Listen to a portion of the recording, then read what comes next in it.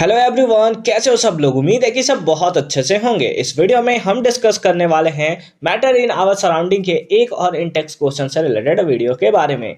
तो अगर आपने इससे प्रीवियस वीडियो अभी तक नहीं देख रखा है, साथ ही साथ आने वाले वीडियोस का सॉल्यूशन देखना चाहते हो, तो कंप्लीट प्लेलिस्ट का लिंक मिलेगा आपको डिस्क्रिप्शन में। तो एक बार डिस्क्रिप्शन आप जरूर चेक कर लोगे। फिलहाल आते हैं और एक एक करके हर एक क्वेश्चन का सॉल्यूशन हम लोग देखना स्टार्ट करते हैं। जैसे नंबर 1 पॉइंट पे हमें दिया हुआ है, why does a desert cooler cool better on a hot dry day. यानी कि एक हॉट ड्राई डे के कंपेयर में हम लोग बात करें तो अगर हम लोग जैसे अगर डेजर्ट वाला कोई एरिया है ना, तो रात में बहुत मतलब दिन के टाइम में बहुत ज्यादा गर्मी होता है जब सन का इफेक्ट हमें देखने को मिलता है, और रात के केस में वो उतना ही ज्यादा ठंडा होता है। तो यही एक्चुअल में हमें दिया हुआ है कि why does a desert cooler cool better than a hot dry day.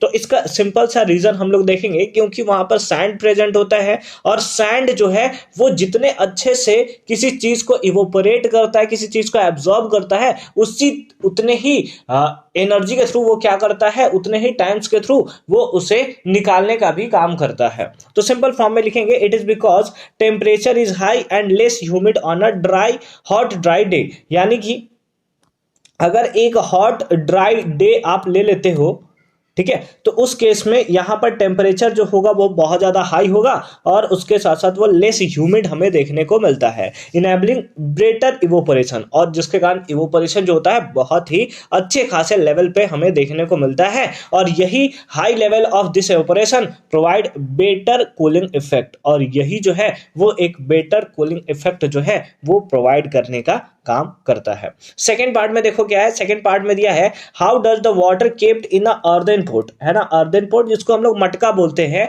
Becoming cool during the summer, है ना। समर के टाइम्स में हमें जो होता है अर्दन पोट, उसमें रखा हुआ पानी जो है वो ठंडा लगता है। उसका रीजन क्या है, तो इसका भी सिंपल सा रीजन है हमारे पास इवोपोरेशन का ही। उसके अर्दन पोट जो होता है वो एक टाइप का पोरस होता है नेचर में, और उसके साथ साथ उसमें एक छोटे छोटे होल्स जो है वो प्रेजेंट होते हैं। तो बस वही जो है रिस्पॉन्सिबल होता है किसके लिए, अर्दन पोट को वहां पे जो वाटर केप्ट होता है उसको कूल करने के लिए ड्यूरिंग समर। तो लिखते हैं इसका answer, an earthen pot is the porous in nature, this tiny pores facilitate the penetration of water. यानी कि इवोपोरेशन के लिए रिस्पॉन्सिबल होता है, यानी कि जो गर्म वाला पार्ट है उसको वो सिंपल फॉर्म में क्या करता है, इवोपोरेट कर देता है, जिसके लिए वो उसको क्या होता है, एनर्जी का रिक्वायरमेंट होता है simply, and hence there evaporation from the pot surface, है ना। पोर्ट सरफेस से क्या होता है, इवोपोरेशन होता है। The process of evaporation requires energy which is contributed by water in the port, है ना। यानी कि वो एनर्जी प्रोवाइड करने का काम कौन करता है, तो जो वाटर प्रेजेंट होता है उसके कारण।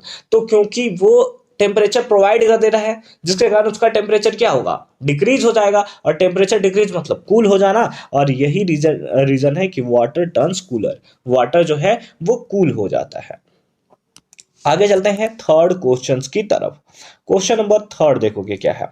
क्वेश्चन नंबर थर्ड में हमें दिया हुआ है, why does our palm feel cold when we put on some acetone और पेट्रोल और परफ्यूम ऑन इट। यानी कि अगर आपका हथेली है, आपका पाम है, उसके ऊपर अगर आप पेट्रोल को रखते हो तो आपको मस्त ठंडा सा लगता है ना। तो उसका सिंपल सा रीजन क्या होता है उसके बारे में आपसे पूछा गया है। तो सिंपल सा, जब हम लोग पेट्रोल को रखते हैं ना, तो पेट्रोल क्या करना चाहता है, इवोपरेट करना चाहता है वहां से, और इवोपरेट करने के लिए उसको क्या चाहिए, एनर्जी चाहिए। तो एनर्जी वो कहां से लेता है, वो पाम से लेता है। जैसे अभी मटका के केस में हमने देखा था, तो वो हमारे पाम से लेता है, और अगर पाम से एनर्जी लेगा, हीट लेगा, तो वहां का हीट क्या होगा, वहां का टेम्परेचर डिक्रीज कर जाएगा, और टेम्परेचर डिक्रीज मतलब कूल हमें देखने को मिलेगा। तो वही है, acetone, petrol, perfume are volatile substances. Volatile का मतलब होता है जो इवोपरेट हो सकते हैं, that evaporate when they comes into contact with air. जब वो क्या आते हैं, कांटेक्ट विद एयर, एयर के कांटेक्ट में आते हैं ना, तो वो इवोपरेट करना स्टार्ट कर देते हैं। Evaporation is facilitated as it uses energy from our palm, है ना। यानी कि वो हमारे हथेली से हमारे पाम के एनर्जी का क्या करते हैं, वो यूज करते हैं और इवोपरेशन करते हैं, hence living a cooling effect on our palm, जिसके कारण हमें क्या होता है, कूलिंग इफेक्ट देखने को मिलता है हमारे पाम के ऊपर। ठीक है, आगे चलते हैं क्वेश्चन नंबर फोर्थ में। क्वेश्चन नंबर फोर्थ में क्या है, why does we able to sip hot tea और milk faster from a saucer rather than a cup. ठीक है, यानी कि अगर कप में आप पीते हो तो बहुत मतलब क्या होता है कि बहुत टाइम लगेगा उसको ठंडा होने में, जबकि एक सॉसर में, एक प्लेट में आप उसे रख देते हो तो वो बहुत जल्दी क्या होता है कि वो ठंडा हो जाता है। सिंपल सा रीजन हमें बताना है इसी के बारे में। तो क्योंकि अगर आप कप देखोगे उसके कंपेयर में प्लेट देखोगे तो प्लेट का सरफेस एरिया बहुत ज्यादा होता है, जिसके कारण वहां पर रेट ऑफ इवेपोरेशन जो होता है वो फास्ट हो जाता है।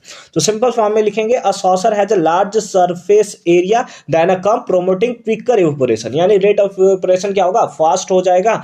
Hence the tea and the milk in a saucer cools down faster, जिसके कारण वो क्या होगा, बहुत खतरनाक तरीके से वो क्या हो जाएगा, कूल हो जाएगा। लास्ट क्वेश्चन चलते हैं क्वेश्चन नंबर 5 में। क्वेश्चन नंबर 5 है what types of clothes should we wear in summer, है ना, हमें समर में किस टाइप के क्लोथ जो है उसे वियर करने चाहिए। तो पहला रीजन है कि हमें कॉटन क्लोथ जो है उसे वियर करना चाहिए। तो it is preferred to wear light coloured cotton clothes, है ना, लाइट कलर यानी कि हल्का, अगर हल्का पहनते हो फिर उसके साथ साथ आप कॉटन क्लोथ पहनते हो तो वो मजा आ जाएगा, ठीक है। Because light colours reflect heat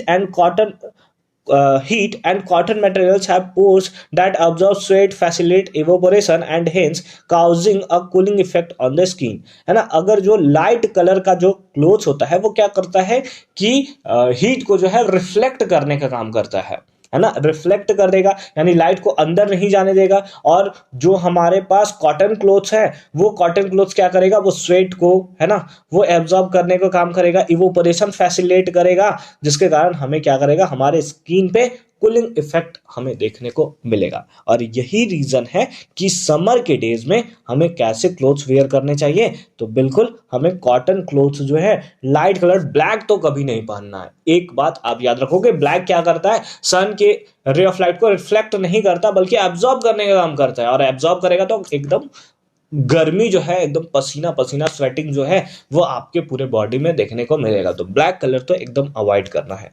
I hope कि ये कॉन्सेप्ट आपको बहुत अच्छे तरीके से क्लियर हुआ होगा कि कैसे हमने इसका सॉल्यूशन जो है वो किया है। मिलता है आपसे अगली वीडियो में इसके एक्सरसाइज के सॉल्यूशन के साथ। कंप्लीट प्लेलिस्ट का लिंक मिलेगा आपको डिस्क्रिप्शन में, तो एक बार डिस्क्रिप्शन आप जरूर चेक कर लोगे।